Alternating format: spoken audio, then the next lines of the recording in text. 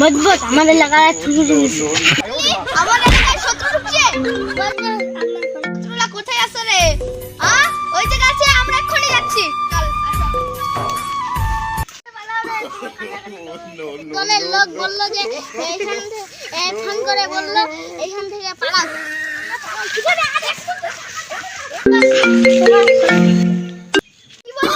ওখান থেকে পালাইছে? ও নো।